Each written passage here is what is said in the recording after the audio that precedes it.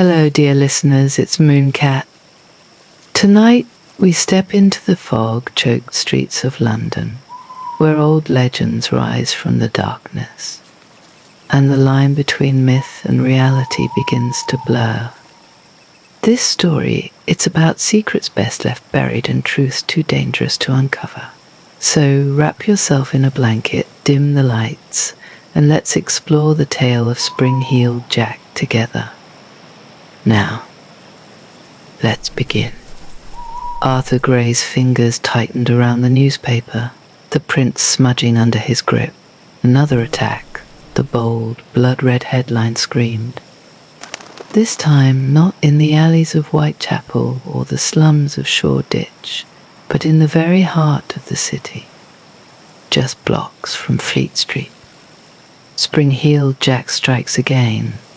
Prominent businessman found dead, clawed to death. The smell of ink still lingered fresh on the paper, mingling with the stale, burnt odour of old coffee in Gray's cramped office. He glanced up at the window, where thick fog pressed against the panes like some living thing, curling and coiling, trying to find a way in. London had always been a place of shadows and half-seen things, but tonight the city felt suffocating, as if it were conspiring to choke the truth out of anyone brave enough to seek it. Gray wasn't superstitious. Not like the rest of the muckrakers who lived for stories of phantom beasts and headless horsemen. He dealt in facts, real crimes with real criminals. But still there was something about this case, something that gnawed at the edges of reason. Another one dead, he thought, folding the paper on his cluttered desk. His eyes trailed across the name of the victim. Edward Thorne, a man of wealth and influence. Just last week, Thorner had been alive, hosting one of those extravagant dinners for his socialite friends. Now he was cold in the ground, his body left in tatters, the skin flayed by claws no human could possess. Gray's mind flickered back to the witness statements from previous cases. All of them, hysterical as they were, told the same impossible tale. A figure clad in black, with glowing red eyes and claws sharp enough to carve through flesh. And then there were the leaps. The inhuman bounds across rooftops, the speed that made the man look more like a shadow than a person. Jack, they called him. Spring-heeled Jack, the boogeyman the city whispered about, a creature born of London's darkest nightmares. But Gray knew better. There was no creature, no demon leaping across the fog-shrouded rooftop. There was only a man. A dangerous one, to be sure, but flesh and blood.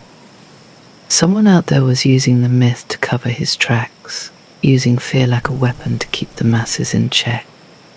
A knock at the door pulled him from his thoughts. "Come in," Gray called, pushing the newspaper aside. The door creaked open and a boy no older than 14 stepped inside, one of his runners.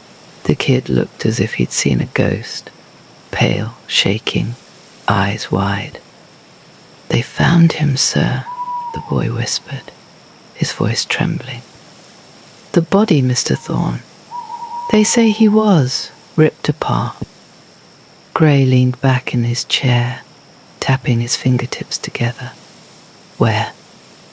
"In the square, just outside the office of the boy's voice broke Inspector Hargrave." Hargrave. That name hadn't come up in a while. A good man, if a little too rigid for his own good. If the inspector was involved now, it meant the police were taking the legend seriously. Hargrave didn't chase fairy tales, and if Hargrave was taking the case, Gray knew he wouldn't be far behind. "Thank you," Gray said, tossing a bill to the boy. "Tell me, did anyone see it?" "Jack." The boy hesitated, eyes darting to the window as if Jack might leap through at any moment. A woman saw something, said it moved too fast, too quiet, jumped over the rooftops like a beast, disappeared into the fog. Gray clenched his jaw. That damn fog again. The perfect cover for anyone or anything trying to vanish into the night. The boys scurried off, and Gray was left alone with his thoughts, the sound of the city outside muted by the heavy mist pressing against the glass. He could feel it then, the creeping sense of unease that had settled over London in recent months. The city was always grim, but this was different. Fear hung in the air like a noose tightening with every new murder. The stories about Jack were growing bolder, more frequent. Soon the people would no longer care whether he was real or myth. Fear would rule them all the same. Gray grabbed his coat from the rack and shrugged it on, his mind already racing. He knew Hargrave wouldn't welcome his involvement, but the inspector needed him, whether he admitted it or not. The police, with all their rules and procedures, weren't equipped for this. They didn't understand the streets like Gray did the dark places where the city's secrets festered. And if this killer thought he could hide behind a myth, Gray was determined to tear that mask away. Outside, the fog greeted him like an old enemy, thick and suffocating, swallowing the lamplight and turning the streets into a maze of shadows. The cobblestones beneath his feet were slick with the moisture of the evening, and somewhere in the distance, the faint sound of a bell tolled the hour. Gray's footsteps echoed in the silence, the weight of the city pressing down on him as he made his way toward the crime scene. As he walked, his mind raced through the details, piecing together the fragments of the story. But no matter how hard he tried to pin down the truth, there was always something just out of reach, something slippery, evasive. Was it the killer's design, or was the city itself conspiring to keep its secrets hidden? And then, as if in answer to his unspoken question, a sound cut through the fog.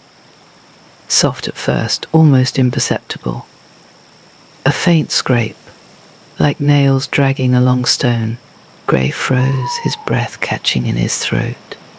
The noise came again, closer now, sharper.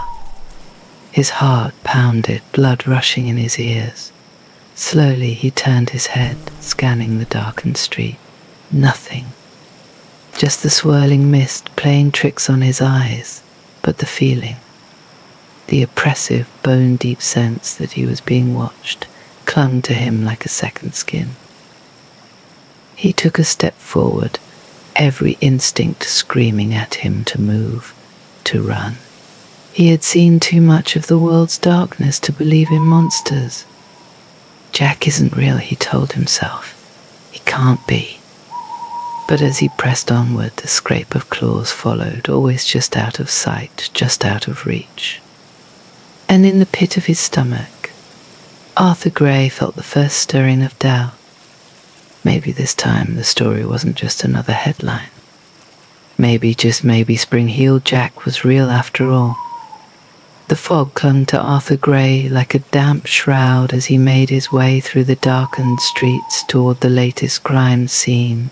Each breath he took felt heavy with the moisture in the air, the scent of coal smoke and rot hanging just beneath the surface. The city, despite its size and clamour, was eerily silent tonight. Too silent. The kind of silence that settled in just before something went terribly wrong. Gray's thoughts churned in the back of his mind, replaying the boy's trembling word, jumped over the rooftops like a beast.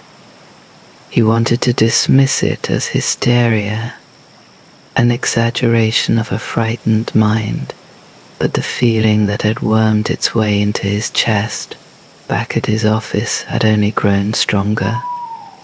There was something at play here, something darker than any murderer he'd ever tracked, something that whispered to him from the shadows, taunting him with the possibility that Jack, whoever or whatever it was more than a man. His mind buzzed with questions as he approached the square. Gas lamps cast pools of dim, flickering light on the wet cobblestones, but the fog swallowed most of it, turning the scene into a blurry haze of dark shapes and pale outline. He could make out the figure of Detective Inspector Hargrave standing near the centre, his long coat flaring at his sides as he spoke to another officer. Gray slowed his pace, watching the way Hargrave's stance stiffened when he saw him approach. "You shouldn't be here, Gray." Hargrave's voice cut through the fog, as sharp as a blade, carrying that same no-nonsense tone Gray had grown used to over the years. Hargrave was a hard man, forged by the unforgiving streets of London, and the years had etched deep lines into his weathered face. His eyes, cold and unyielding, locked onto Gray, like a wolf eyeing a threat. "This isn't a story for the papers. Go home." "I don't take orders from you, Hargrave," Gray replied, stepping closer. His boots splashed in a shallow puddle, the water dark and oily beneath the lamplight. "I'm just as invested in this as you are, maybe more. The people deserve to know the truth." Hargrave let out a bitter laugh, shaking his head. "The truth? You wouldn't know it if it bit you on the arse. This is no place for a sensationalist looking for his next headline." Gray's jaw clenched, the weight of Hargrave's words pressing down on him. But beneath his irritation was something else, something gnawing at him, telling him that Hargrave knew more than he was letting on. "So what are you not telling me?" Gray asked, keeping his voice low. "There's something different about this one, isn't there? More than just the body count." Hargrave's eyes narrowed, and for a moment Gray could see the conflict there, the weariness of a man who had seen too much, who had carried too many secrets for too long. But then, just as quickly, the hardness returned. "Stay out of it, Gray. This isn't your fight." Gray stepped closer, his voice dropping to a whisper. "What if it is?" The inspector didn't answer, just turned and motioned for Gray to follow. Together they walked toward the body, their footsteps echoing against the narrow stone walls of the square. The sight was worse than Gray had anticipated. Cartwright lay sprawled across the cobblestones, his body twisted at an unnatural angle, eyes wide open in a frozen expression of terror. His throat had been slashed clean through, nearly decapitating him, but it was the marks on his chest that made Gray's stomach turn, long. Jagged cuts raked across the flesh, the kind of wounds you'd expect from a wild animal rather than a human being. Hargrave stood beside him, arms crossed, watching Gray's reaction closely. "He's not the first," Hargrave said quietly, his voice hollow. "But you already knew that." Gray knelt by the body, his fingers brushing against the cold stone as he examined the wounds more closely. His mind raced, piecing together the fragments of evidence, the half-truth whispered in back alleys. Each attack followed a pattern, a specific kind of victim. Men of wealth, power, influence. Each one left shredded like this. But why? "Who are you protecting?" Gray asked, glancing up at Hargrave. "You know something about this more than you're letting on." Hargrave's face darkened, the muscles in his jaw tightening. For a moment, Gray thought the inspector might walk away, leave him there with nothing but the corpse and the fog for company. But then Hargrave sighed, the weight of it like a man ready to confess his sins. "There's no protection," Hargrave muttered. "Not from this. The ones who go looking for it never come back the same." Gray frowned. "What do you mean?" Hargrave's eyes flickered toward the rooftops, where the fog swirled and danced like something alive. "Spring-heeled Jack. I know what people say, I know the stories. But it's not just a myth, Gray. I've seen things. Things that no sane man should see. The way it moves. The way it kills. It's no ordinary murderer, no street thief using a legend to cover his track." There it was again. That gnawing doubt that had been creeping into Gray's mind since the boy came to his office. His rational brain wanted to deny it, to hold fast to the idea that every mystery had a human answer. But standing there, with Cartwright's mutilated body at his feet, and Hargrave's haunted eyes staring into the mist, it was getting harder to believe that. "So what?" Gray asked, his voice tense. "You're telling me Jack's real? A monster lurking in the streets?" Hargrave didn't answer right away. Instead, he stepped closer, his voice barely a whisper. "I don't know what it is, but it's not human.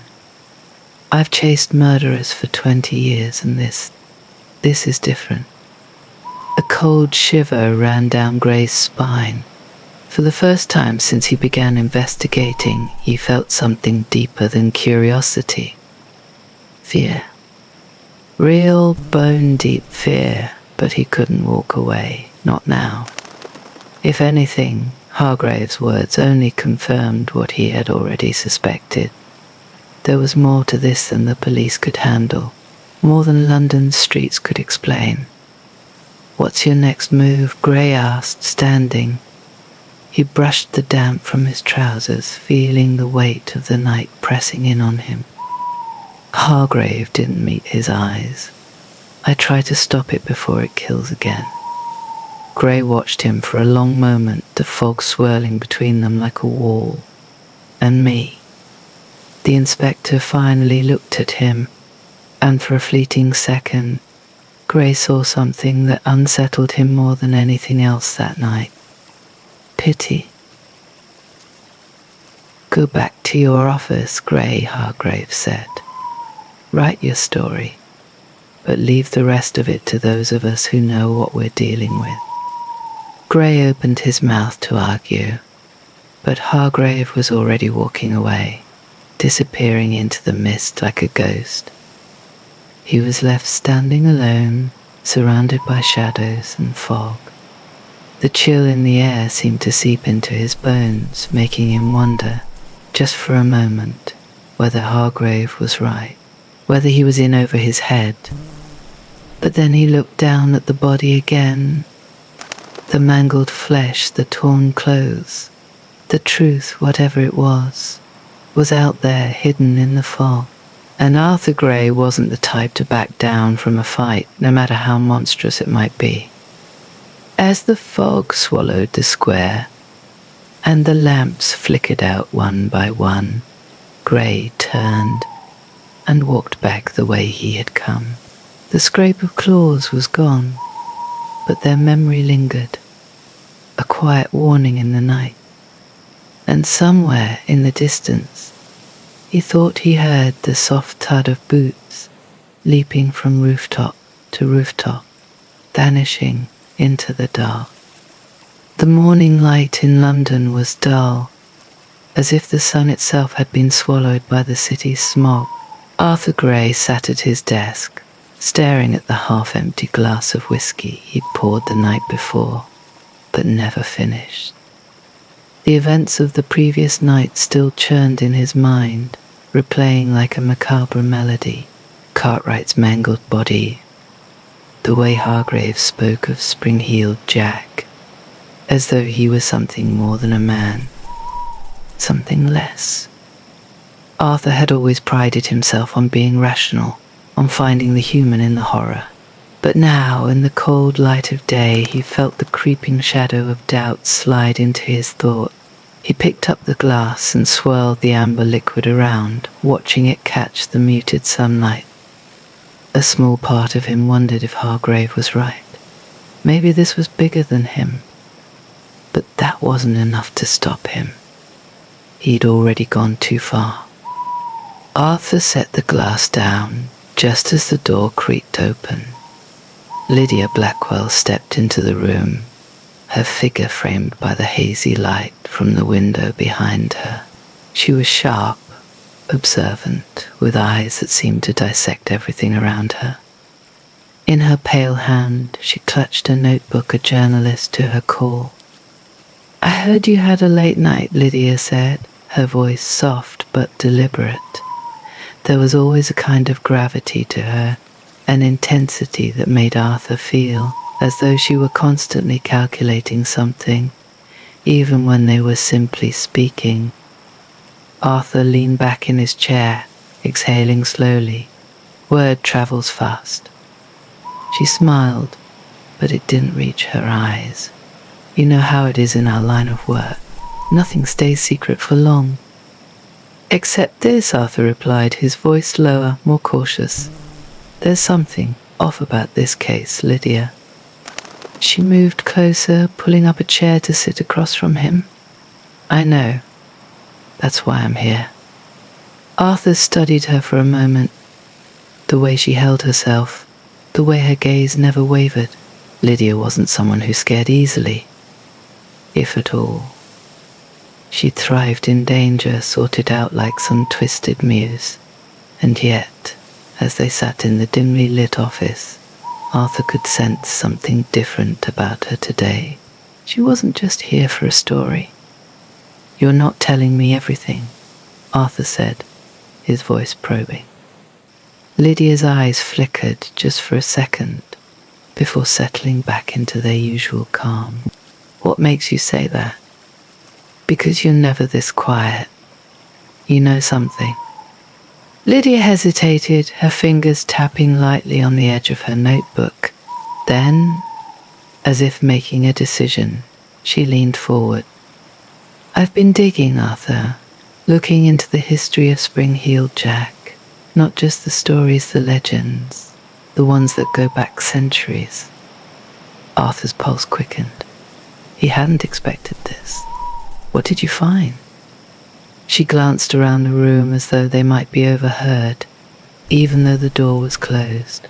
Her voice dropped to a near whisper. "The legends are older than the ones we know. Much older. They talk about a creature. Something that wasn't human, something that fed off fear. In some of the older tales, it wasn't called Spring-Heeled Jack. It was something else. A demon, perhaps. A hunter." Arthur felt a chill crawl up his spine. He wanted to dismiss it as nonsense, to tell Lydia that legends were just that, stories. But he couldn't shake the feeling that she was right, that somewhere in the tangled web of folklore there was a kernel of truth. "And you think this thing is behind the killings?" Arthur asked, his voice tight. Lydia's expression darkened. "I think whatever this is, it's using the legend to its advantage. It's hiding in plain sight. And it's not done." Arthur's thoughts raced, each one trying to outpace the other. His instincts told him to keep pressing, to find out more, but something held him back. He wasn't sure he wanted to know where this conversation was going. Not yet. Lydia, sensing his hesitation, leaned back in her chair. "You're not the only one who's noticed something, Arthur. The whole city is on edge. People are talking. They're scared. And fear is exactly what this thing thrives on." Arthur shook his head. "I don't believe in monsters." Lydia's lips curled into a thin smile. "Maybe you should."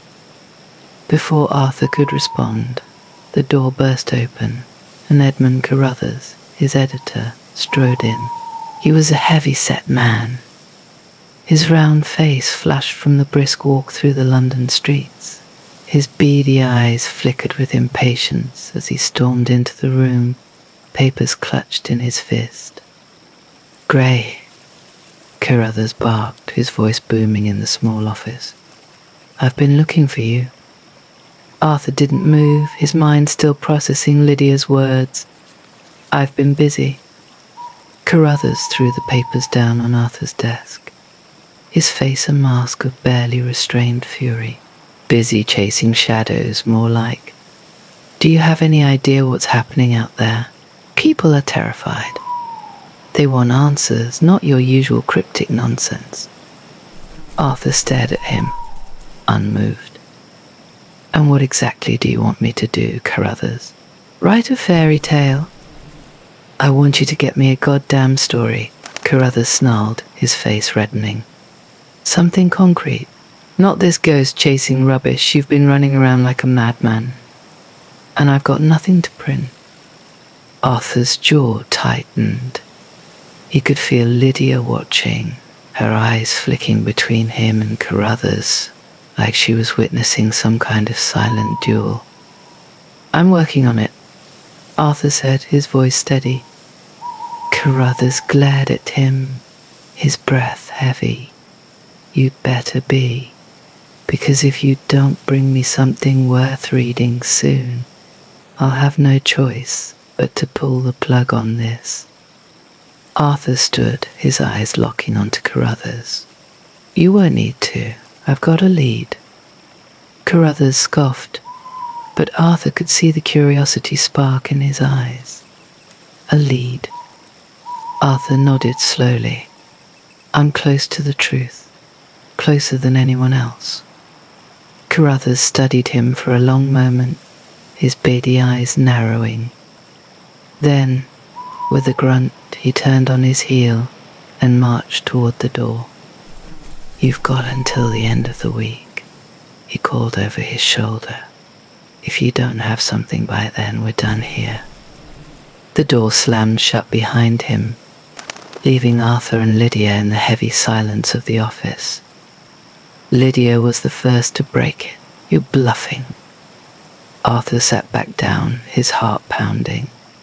"Maybe, but I won't be for long." She raised an eyebrow. "You think Hargrave's going to give you what you need?"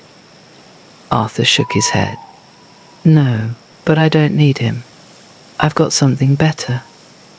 Lydia leaned in, her curiosity piqued. "Like what?" Arthur didn't answer immediately. His mind raced through the pieces of information he had. Hargrave's warnings, Lydia's research, the body in the square. There was something connecting it all, something he couldn't see yet, but it was there. He could feel it. He stood abruptly, grabbing his coat. "Come with me." Lydia blinked. "Where?" "To find the truth," Arthur said, his voice low. "And maybe a monster." As they left the office, the fog rolled in from the streets, swallowing them whole. London's underbelly awaited, dark and full of secrets.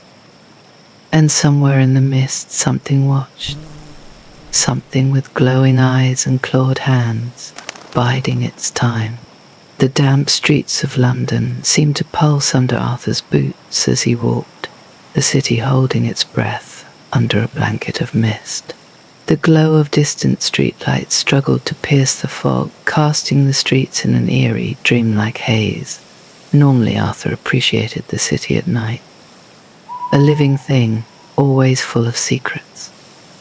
But tonight, that familiar feeling had morphed into something darker, something predatory. Beside him, Lydia walked silently, her gaze fixed ahead. She had a knack for sensing tension, for feeling when something was wrong, and tonight she was clearly on edge. The city felt strange, the air too thick, as though it knew what they were about to uncover. Arthur's mind raced back to the murders, connecting dots in a map that no one else seemed to see. The mutilated bodies, the police's growing frustration, the way everyone whispered about that cursed figure. Spring-heeled Jack. For years the story had been nothing more than a ghost tale, a ridiculous old legend. But now the bodies piling up, the claw marks on their skin, had made the legend all too real. Or maybe it had never really been just a legend to begin with. He reached into his coat and pulled out his phone, the screen lighting up the fog around them. A few more swipes, and the digital map came up. It pinned the location of the latest crime scene. An old townhouse in Bloomsbury that had been abandoned for years. "This is the place," Arthur muttered, showing Lydia the map. Lydia squinted at the glowing screen. "You're sure?" He nodded. The last victim, Andrew Cartwright, was found here. Same claw marks, same complete lack of evidence. But it doesn't add up. How does someone get inside an abandoned house, attack a man, and leave without a trace? Lydia raised an eyebrow. "And we're about to walk into that house. In the dark." Arthur shrugged, slipping the phone back into his coat pocket. "Well, we're not exactly short on leads. We have to check it out." The old townhouse loomed ahead, its windows dark and lifeless. A place long forgotten by most, a relic of a different time. Yet something about it called to him, like the faintest pull of a magnet drawing him closer. They approached the front door, its wood swollen and cracked from years of exposure to the elements. It creaked open with only the slightest push, the sound eerily loud in the stillness of the night. Inside, the air was heavy with the scent of mildew and rot. But there was something else underneath it, something coppery. Arthur pulled out his phone again, the flashlight slicing through the darkness. The beam swept across dusty furniture, peeling wallpaper, and the outline of long-abandoned belongings. The place had a haunted stillness to it, as if time itself had stopped here. "There's something wrong with this house," Lydia whispered, standing close to Arthur. "It feels off." Arthur nodded, his pulse quickening. They moved deeper into the house, their footsteps muffled by the thick layer of dust that blanketed the floor. Every creak of the old wooden boards sent a shiver down his spine. They reached what appeared to be a parlour, an empty fireplace yawning before them. The air was colder here, almost unnaturally so. Arthur swung his phone's light across the walls, stopping at a large, grimy painting. He stepped closer, wiping away some of the dust with his sleeve. Beneath the dirt, the painting revealed a man, stern-faced, dressed in outdated clothes, his eyes dark and intent. But Arthur's attention was drawn to the corner of the frame, where an intricate symbol had been etched into the wood, a sigil of looping lines, barely noticeable unless you were looking for it. "Lydia," Arthur called softly, motioning her over. "Look at this." She leaned in, frowning as she studied the symbol. "I've seen this before." Arthur's heart skipped. "Where?" Lydia's eyes darkened. "Old records, mostly. Histories people don't talk about anymore. The symbol belonged to a group. The Aegis Society. They were said to guard the city against things. Things people didn't believe in. But the society disappeared almost a century ago." Arthur's mind raced, the pieces beginning to come together. Could this society have been involved in what was happening now? Could they have created or controlled whatever Spring-Heeled Jack truly was? He wasn't sure, but something about the connection felt right, too right. Before they could dwell on it, a faint sound echoed through the house, like something scraping against wood, or the slow, deliberate creak of a door opening deeper in the house. Arthur felt a cold sweat break out across his skin. "We're not alone," Lydia whispered. Instinctively pulling a small folding knife from her pocket, she held it close, her fingers tense. Arthur tightened his grip on his phone, the beam of light shaking slightly as his nerves took hold. They moved toward the back of the house, following the noise down a narrow, dim hallway. His heart thudded loudly in his chest, each step heightening the tension that hung in the air like a thick mist. At the end of the hall they found it a cellar door, slightly ajar. The hair on the back of Arthur's neck stood on end as he approached, the cold draft from the cellar carrying with it the unmistakable scent of blood. Arthur nudged the door open with his foot, the darkness below stretching out like an open mouth. He hesitated for a moment, before leading them down into the cellar, their footsteps loud in the confined space. The cellar was cramped, its walls damp and the air thick with decay. In the center of the room, illuminated by the beam of Arthur's phone, was the body of a man. Arthur's breath caught in his throat as he knelt beside the corpse. The man's skin was pale, his limbs contorted unnaturally. His clothes were soaked in blood, and his flesh had been slashed in jagged, claw-like marks. His eyes stared upwards, wide and glassy with terror. "They're the same as Cartwright's," Arthur muttered, his voice shaking.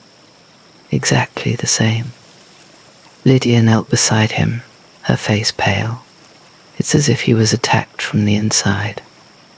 Arthur's mind whirled, that strange symbol from the parlor flashing before his eyes. There was no denying it now. This wasn't just some crazed killer mimicking a legend. This was something far older, far darker.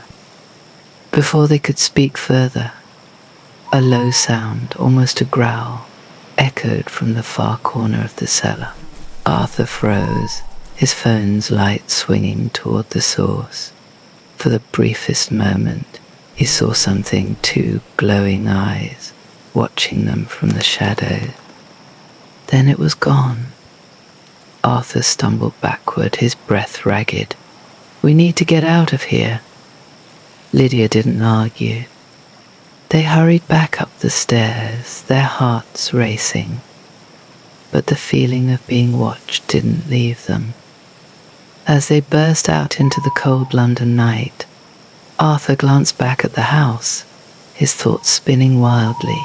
Whatever they had just seen, whatever had left those marks, it wasn't human. And it wasn't finished with them yet.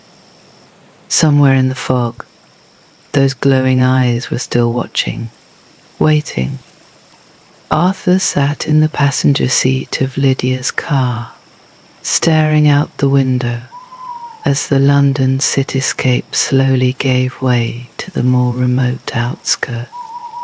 His breath fogged the glass, but he didn't wipe it away. He barely even noticed the passing streets. His mind was elsewhere, racing over the events of the past days, trying to make sense of it all. The dead man in the cellar, the glowing eyes in the dark, the symbol in the parlor, the Aegis Society. Something ancient was stirring beneath the surface of London, a forgotten terror clawing its way back into the light. And somehow it was tied to spring-heeled Jack. But what terrified Arthur the most wasn't just the idea that Jack might be real. No, it was the creeping suspicion that Jack had never really gone away at all. "You're quiet," Lydia said, her eyes briefly flicking toward him before returning to the road. Arthur shook himself from his thoughts. just trying to piece it all together. Think we found enough pieces? She asked, a dark edge to her voice. Not nearly enough, Arthur replied, but we have a lead at least. He reached into his coat pocket and pulled out a small yellowed piece of paper, the address. It had been left for him, slipped under the door of his flat last night. No name, no explanation, just the location of an old manor on the edge of the city, the kind of place that had seen better days a century ago. I can't believe you're actually going, Lydia muttered, her fingers gripping the steering wheel tightly. Someone's clearly leading you into a trap. Arthur gave her a grim smile. Isn't that what we've been doing this whole time? Chasing shadows? Yeah, but there's a difference between chasing shadows and jumping off a cliff blindfolded. He appreciated Lydia's concern, but they both knew they couldn't back out now. The house, the manor, it felt like the final piece of the puzzle. Whoever had left the note knew what they were dealing with, and Arthur was willing to risk whatever came next if it meant finally confronting the truth. The car pulled up to the front of the manor, its once grand facade crumbling under years of neglect. Ivy snaked its way up the walls, and the windows were dark, like hollow eyes watching their every move. The iron gate hung open, swaying gently in the wind as though beckoning them in. This place is a nightmare, Lydia said under her breath as they stepped out of the car. Arthur didn't disagree. The air here felt different, heavier, oppressive, as if the house itself was aware of their presence. He could feel the weight of history pressing down on him, the silent whispers of the past curling through the fog. The manor had been built during Victorian times, just as Jack's reign of terror had reached its height. The front door loomed before them, cracked and weathered, but still standing. Arthur took a deep breath and pushed it open, the hinges groaning in protest. Inside, the darkness swallowed them whole, broken only by the beam of his phone's flashlight. Lydia's voice was a soft murmur in the oppressive silence. Do you even know what we're looking for? Answers, Arthur replied simply. His heart raced in his chest, the fear gnawing at his gut. He couldn't help but feel that someone was watching them, waiting. They moved deeper into the house, the floorboards creaking beneath their feet. The air was thick with dust, and the cold seemed to seep into Arthur's bones. He felt like they had crossed a threshold, stepping into a place where the rules of the outside world no longer applied. It was Lydia who found the staircase first. She stopped at the foot of it, staring up at the narrow, winding steps that disappeared into the dark above. Up there, she said, her voice barely above a whisper. Whatever we're looking for. It's up there. Arthur felt the weight of her words, a chill running down his spine. He could feel it too, that pull, that sense of inevitability. Something waited for them at the top of the stairs. They climbed in silence, the old wood groaning under their weight. Each step brought them closer to something Arthur could feel pulsing through the air. It wasn't just fear. It was awe, like stepping into the presence of something far greater than they could comprehend. At the top of the stairs, they found a narrow hallway lined with doors. One stood slightly ajar at the far end, a faint light spilling out from within. Arthur's pulse quickened as they approached it. Inside the room, the air was thick and suffocating, as though the walls themselves were closing in. But what drew his attention immediately was the figure standing by the window. Tall, gaunt, draped in shadows, yet unmistakable. Spring healed Jack. Arthur's breath caught in his throat. He had always imagined Jack as a spectre of the past, a boogeyman conjured by fear and imagination. But here he was real, alive, and far more terrifying than any story. Jack turned slowly, his eyes glowing faintly in the dim light. His face was sharp, almost too sharp, his skin pale like it had never known sunlight, and those eyes, dark, bottomless, seemed to pierce right through Arthur. But it was Jack's hands that drew Arthur's gaze, long, spindly fingers tipped with claws that gleamed like metal in the faint light. Arthur took an involuntary step back, the weight of Jack's presence nearly overwhelming. His mind raced, trying to process what he was seeing. How was this possible? How could Jack still be alive after all these years? Lydia's voice was a low whisper, barely audible. He's not human. Jack smiled then, a slow, deliberate curl of his lips. His voice, when it came, was a low rasp, like the scraping of metal on stone. You've been looking for me, Arthur. Arthur's stomach dropped. How did Jack know his name? I've been watching you, Jack continued, his voice filled with a cruel amusement. All your little investigations, all your attempts to find the truth. But you don't understand, do you? You never will. Arthur swallowed hard, forcing himself to speak. What? What are you? Jack stepped forward, his movements unnaturally smooth, almost like he was gliding across the floor. I am a legend. I am a story. And stories never die. Arthur could feel his heart pounding in his chest.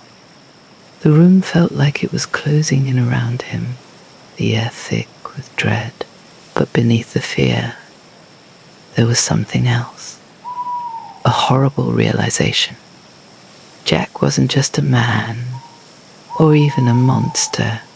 He was something far older, something that had been feeding off the city's fear for centuries. The more people believed in him, the more powerful he became. And now, with the murders, the whispers in the dark, Jack was growing stronger. Lydia moved closer to Arthur, her voice low and urgent. We need to get out of here. But Arthur couldn't move. His feet felt rooted to the spot, his mind spinning with the awful truth. Jack wasn't just a relic of the past. He was the city's fear, its darkness given form. And if they didn't stop him, he would keep feeding, keep killing. Jack took another step closer, his smile widening.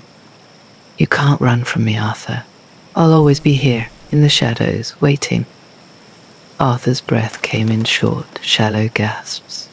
His fear, the gnawing dread, was growing by the second.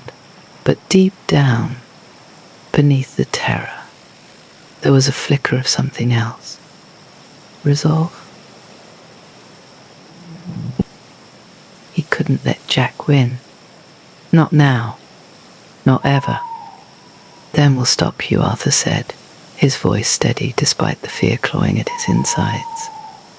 Jack's smile faltered, just for a moment, but then the shadows seemed to swirl around him, and he was gone, disappearing into the darkness, as though he had never been there at all. Arthur staggered backward, his legs weak beneath him.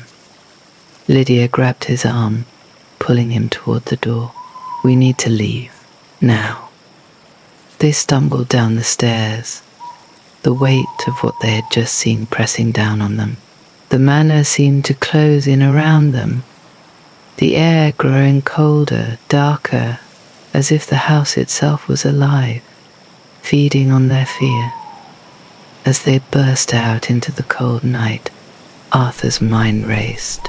Jack was real, and he was more dangerous than they could have ever imagined. But now they had something more than just stories. They had seen him, confronted him, and that meant they could stop him, if they survived long enough.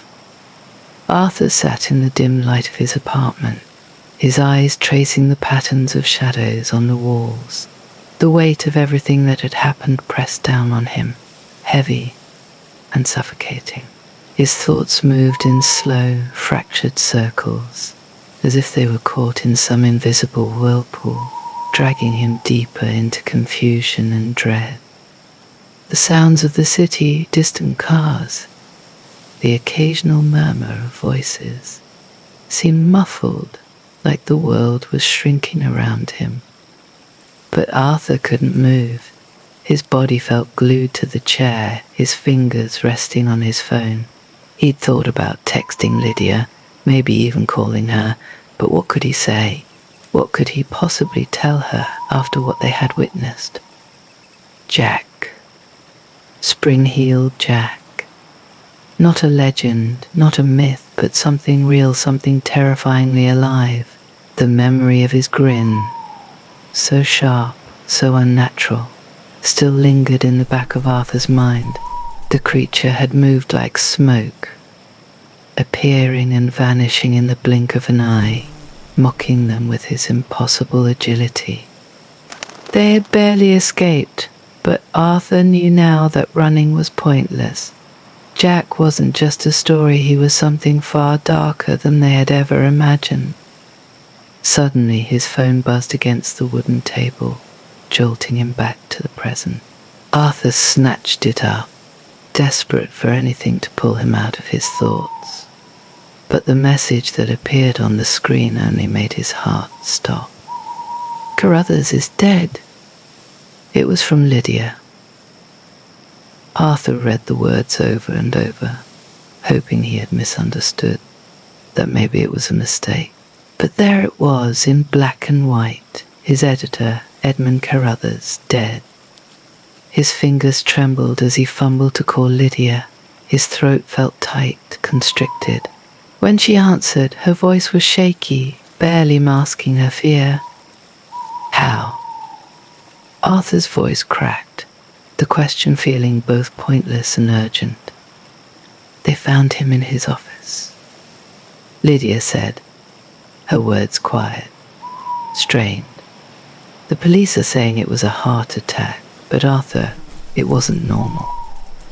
Arthur's stomach twisted. What do you mean? I mean, I saw him, Arthur.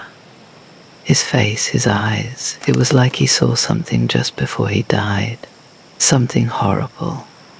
Something that scared him to death. Her voice cracked at the end, betraying her attempt to stay composed. Arthur pressed a hand to his forehead, trying to steady himself. His pulse was racing, his thoughts spiraling. Jack, he whispered, more to himself than to Lydia. It has to be, Lydia replied. Her voice wavered, but there was an edge of certainty there, the same fear that Arthur felt tightening around his heart. But why Carruthers? Why him? Arthur's thoughts swirled. Edmund Carruthers had been digging into this story with him for months, encouraging Arthur's every lead, backing him up when things got too strange. Now he was dead. It couldn't be a coincidence. Jack wasn't just going after random people. He was targeting those who knew too much, those who had gotten too close. First Carruthers now. Who was next? What about Hargrave? Arthur's voice was barely above a whisper, though he already feared the answer. A long, heavy pause followed, and in that silence, Arthur felt dread bloom in his chest. No one's seen him, Lydia finally said. I went by his office this morning. It was empty. Cleared out like he was never there. Arthur's heart sank. Gone. Disappeared, Lydia said, her voice trembling. It's like he just vanished, Arthur. No one knows anything. No one will talk about it. Arthur felt the room spin around him, a hollow feeling settling deep in his gut. Hargrave had been the one steady rock in this madness. If even he was gone, what chance did they have? So it's just us now, Arthur muttered, barely aware of what he was saying. His mind raced, trying to piece together the shards of this nightmare, but nothing made sense anymore. Lydia's voice softened, but the fear was still there, raw and unfiltered. Arthur, we can't keep playing this game. We need to get out, leave the city, find a way to disappear. But Arthur barely heard her. His thoughts were tangled, his mind teetering on the edge of something dark, something reckless. Jack was toying with them, picking them off one by one. Carruthers, Hargrave, who else would die if he didn't do something? I can't leave, Arthur said, more to himself than to Lydia. His voice was distant, as if the decision had already been made somewhere deep inside him, in a place he hadn't quite reached yet. I have to end this. We have to stop him. Arthur, Lydia began, but he cut her off. There has to be a way, Arthur said, his voice hardening with determination. Something we've missed. He's not just some monster. There's more to it. There's a pattern. Something connecting all of this. He was thinking aloud now, piecing together thoughts that had been gnawing at him since the manor. Another silence lingered between them, long enough for Arthur to feel the weight of his words. Lydia finally spoke, her voice thick with worry. If we're going to stop him, we need more than just clues, Arthur. We need to know who he is. We need to figure out how he's still alive, how he's doing this. Arthur nodded absently. I'll meet you tomorrow, he said, his voice firm, though a part of him wasn't sure if tomorrow was a guarantee anymore. We'll figure this out, together. When they hung up, the silence returned, suffocating, but this time it felt different, more sinister. Arthur stared at the message from Lydia, his heart heavy with the weight of Carruthers' name. The man who had believed in him, who had pushed him to keep going, was gone. Another casualty in this twisted game. As the minutes ticked by, Arthur's thoughts darkened. He couldn't just keep reacting. Jack was coming for them, and they were running out of time. He had to face this head on. But how? The memory of Jack at the manor. His mocking grin, the impossible way he moved flashed through his mind. There was something off about him, something more than just a legend brought to life. Jack wasn't just a killer. He was part of something bigger, something darker. Arthur grabbed his jacket, standing abruptly. The feeling of being hunted clawed at him, and his pulse quickened. He couldn't stay here waiting for Jack to strike again. No more running, no more waiting for Jack to make his move. He stormed out of his flat, his steps quick and purposeful as he walked down the dimly lit streets of London. His breath formed small clouds in the chilly night air, but his mind was burning, racing with thoughts of what to do next. Carruthers, Hargrave, they were just the beginning. Jack wasn't working alone. He couldn't be. And now Arthur had to find out who, or what, was behind all of this. As he turned a corner, his phone buzzed again. Another message. He paused, his breath catching in his throat as he read it. You're next. Arthur's skin crawled. His heart pounded in his chest as he looked around, scanning the street. It was quiet, too quiet.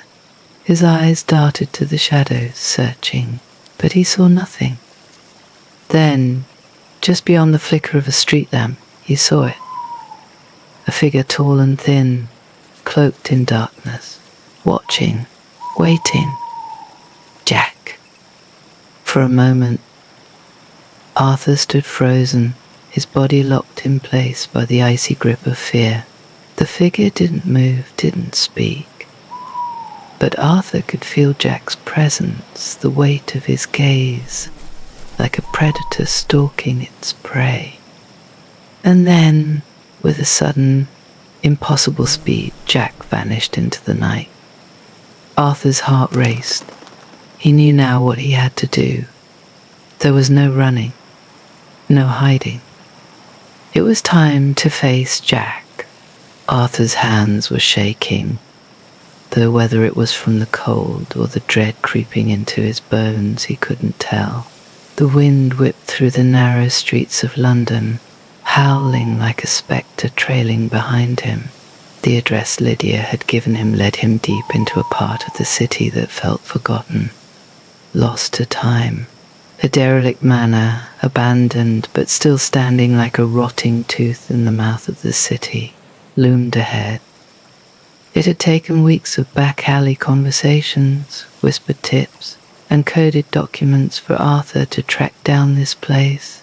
He should have felt triumphant, but instead his stomach churned with unease. His thoughts tangled like a web, half-formed theories circling back to one irrefutable truth. Something terrible had been kept hidden here. He stood before the manor's tall iron gates, their rusted bars barely keeping the outside world at bay. His phone buzzed in his coat pocket, Lydia's message again. "Be careful, Arthur. This isn't what you think it is." He read it twice, each word weighing heavier than the last. His gut told him that Lydia knew more than she was letting on, but this wasn't the time for doubt. Arthur pushed through the gates, the screech of metal on metal echoing down the empty street. As he crossed the cracked cobblestone path, his eyes scanned the windows of the manor, dark, lifeless. But the closer he got, the more he could feel it, like a pulse beneath the stone walls. Something was awake inside. He slipped through the front door, its wood swollen with age. Inside, the air was musty, heavy with neglect. But there was something else, something darker. A cold draught wound its way through the hall, carrying with it the faint scent of decay. Arthur's breath hitched as he stepped deeper into the house, his shoes clicking against the marble floors. Every creak of the floorboards seemed amplified, the sound bouncing off the faded wallpaper that lined the narrow corridor. His eyes flicked to every shadow, expecting something, anything to leap out. But it was the silence that unnerved him most. It wasn't the absence of noise, it was the anticipation of something about to break it. He pressed forward, his heart pounding in his chest. He had no map, no guide, but he had his instincts, honed from years of hunting down the truth. The farther into the manor he walked, the more he could feel it the answers were here, somewhere. And then he found it. A door. Nondescript, but something about it tugged at him. Behind this door was everything. He was sure of it. Arthur took a breath and turned the handle. Inside was a library, massive, its shelves sagging under the weight of ancient tomes and forgotten manuscripts. The scent of old paper and dust hit him immediately, but it was the figures in the room that stopped him cold.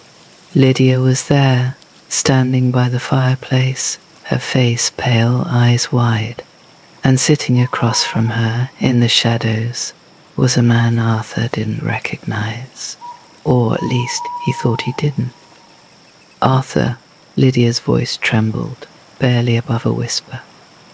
He stepped inside, his pulse quickening.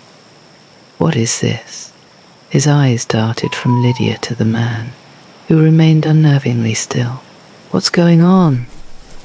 The man stood slowly, stepping into the light. Arthur's stomach dropped as the man's face became clear. He was old, older than he should have been. His skin taut over his bones like a mask. But his eyes, those eyes, Arthur had seen them before, but not in the flesh. No, he had seen them in sketches, in descriptions scrawled in the margins of police reports. Cold, calculating, inhuman. Jack. Arthur's voice came out as a hoarse whisper. The man spring-heeled Jack smiled, but it wasn't a smile of warmth. It was predatory, a smile that had seen too many years, too many deaths. I see my reputation precedes me, Jack said, his voice rich with amusement. Arthur staggered back, his mind reeling. He had been chasing a ghost, a myth, and yet here he stood, flesh and blood, in front of him.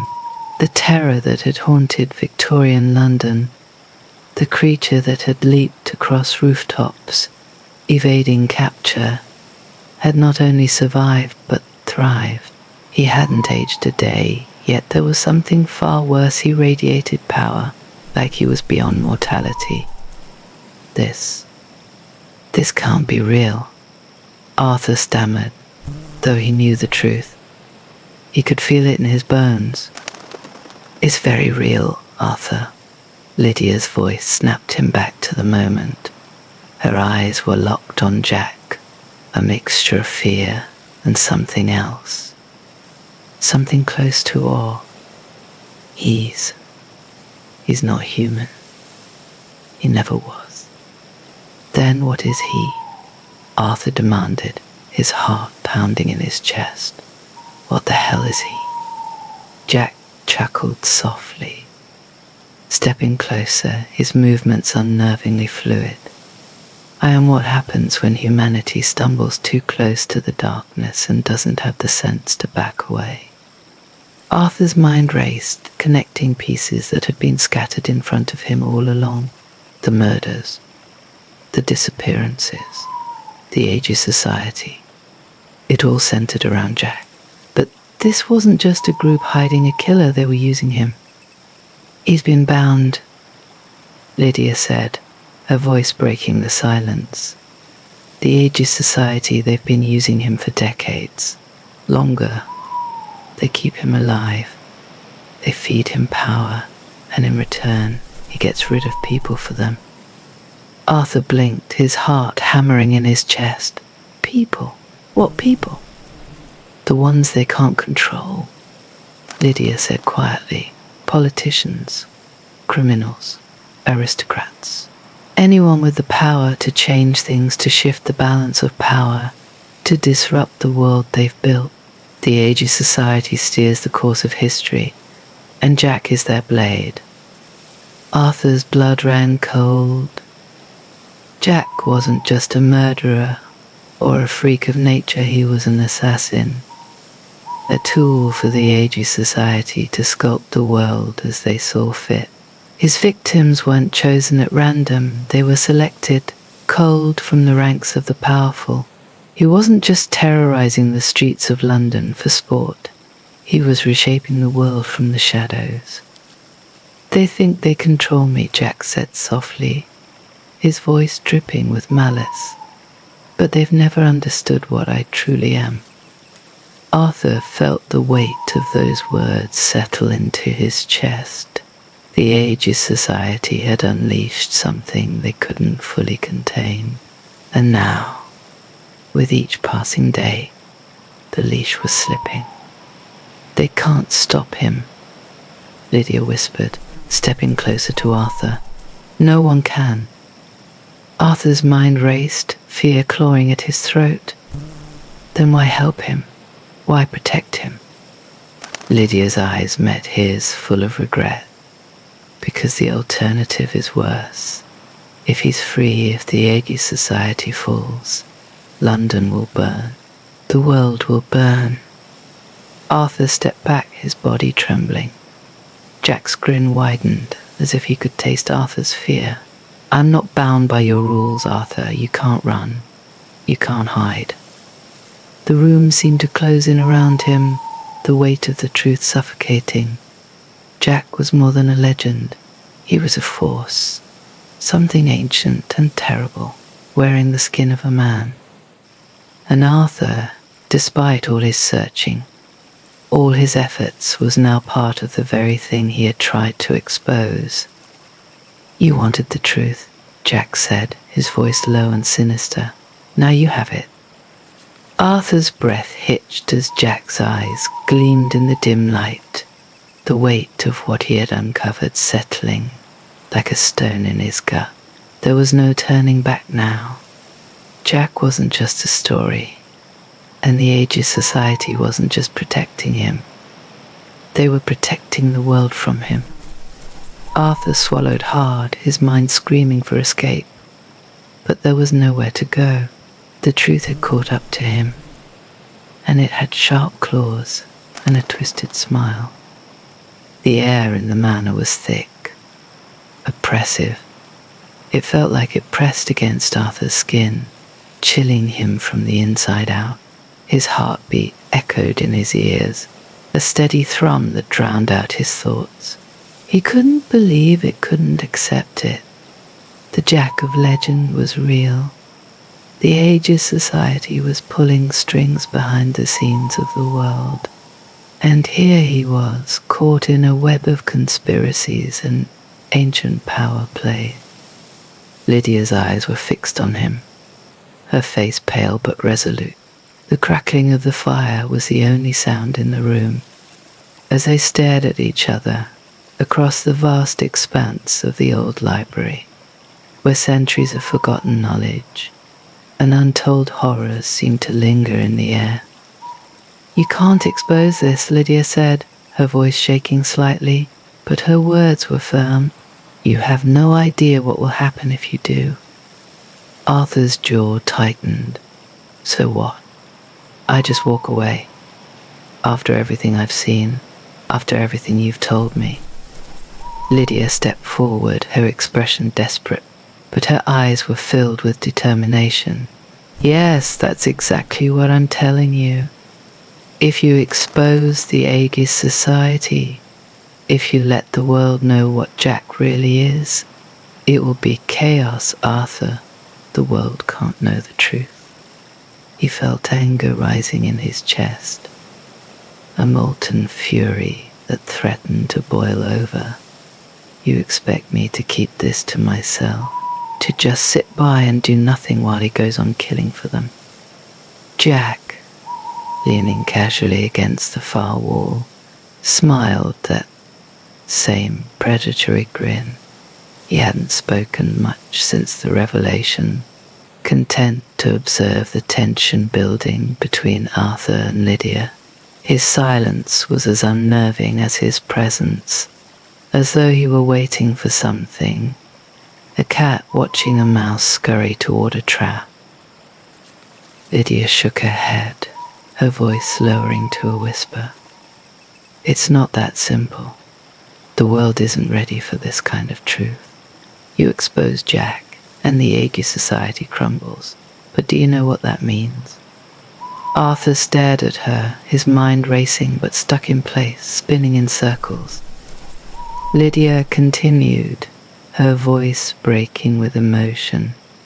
"World leaders, the most powerful people on the planet, some of them know about the Aegis Society, and they accept its existence.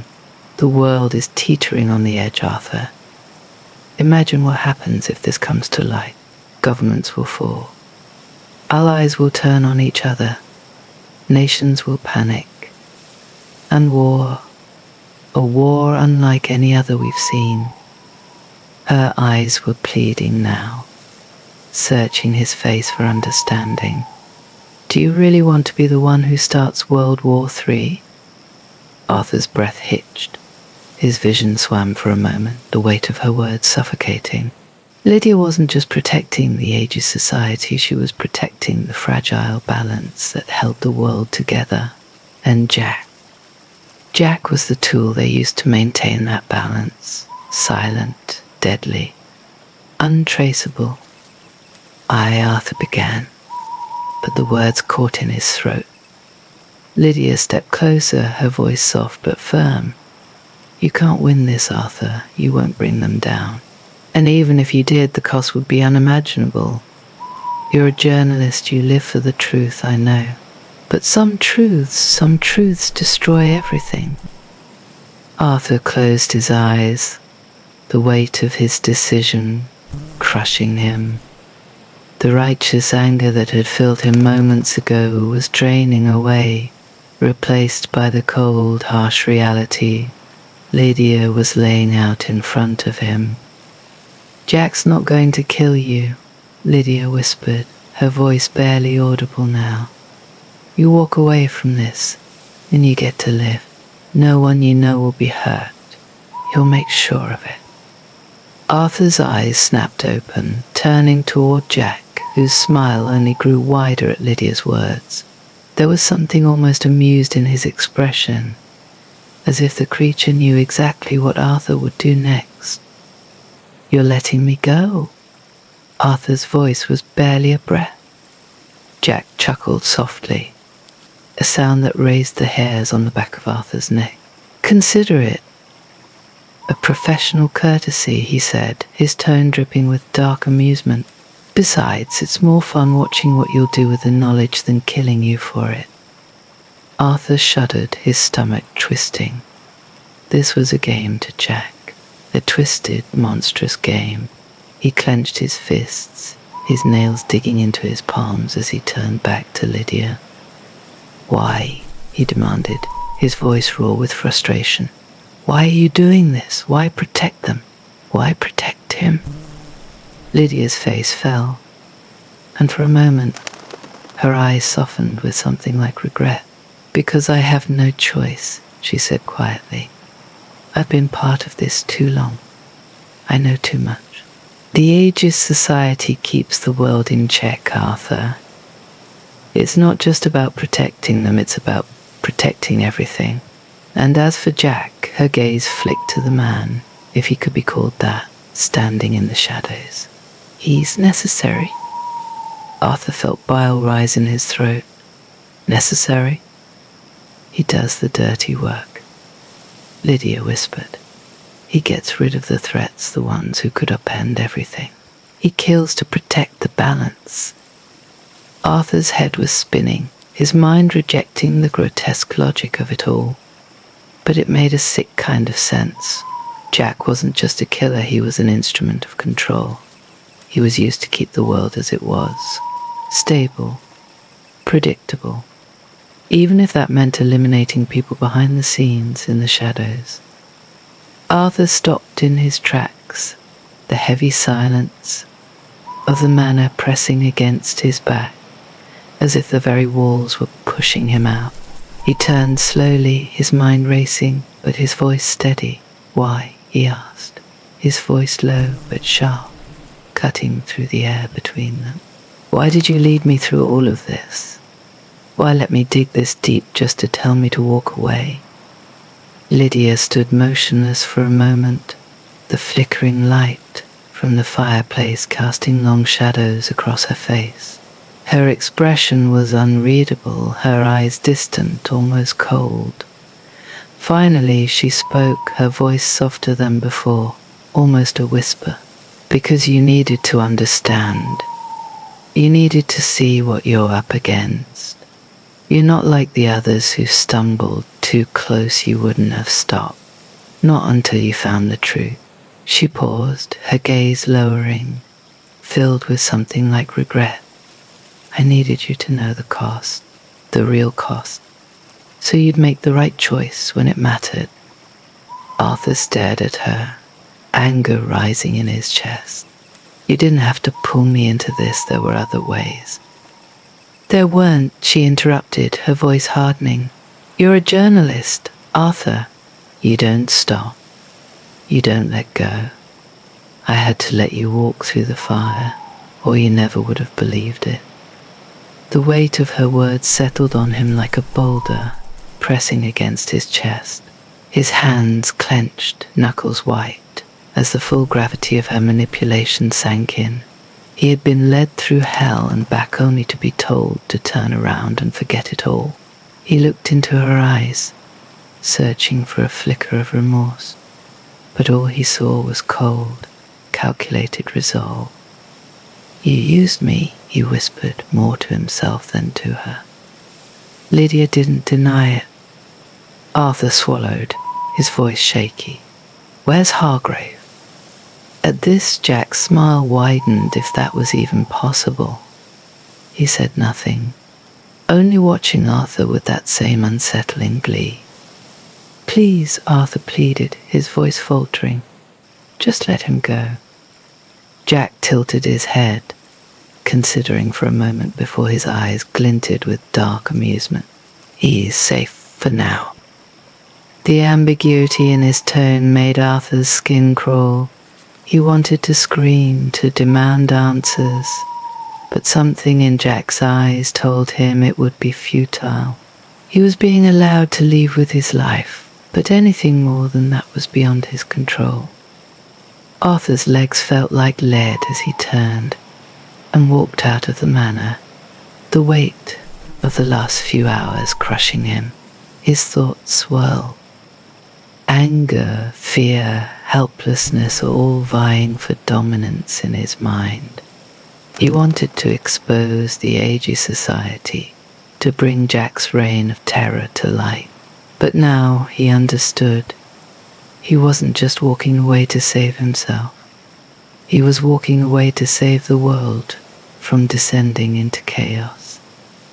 As he walked back into the cold London night, the fog curling around his feet like ghosts, he realized that the grisly murders that had plagued the city were over.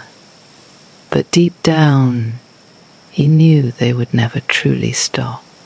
Jack wasn't gone. He would continue quietly in the shadows, killing those the Agee Society deemed dangerous, and the world would never know. Days later, Arthur learned that Hargrave had been on a retreat, a yoga retreat, of all things, far from the city, blissfully unaware of the horrors that had unfolded in his absence. It was almost laughable, the irony of it all. Hargrave, the detective hunting a killer, had escaped death by meditating on a mountainside. And yet, for all the answers Arthur had uncovered, new questions haunted him. Years passed. He took over as editor of the paper after Carruthers' death, and life went on. But every so often, a letter would arrive at his office. No return address, just a seal in wax. Each letter contained only one line, and it was always from Jack. We're still watching. And so, Arthur walked away, alive, but haunted. The truth remains in the shadows where it belongs. But sometimes, late at night, a letter arrives, sealed in wax, a reminder that Jack is always watching. Thank you for listening to this tale of fear, fate, and the darkness that still lingers in the corners of our world. If you enjoyed tonight's journey, remember to like and subscribe so we can meet again in the twilight. Until next time, sleep well.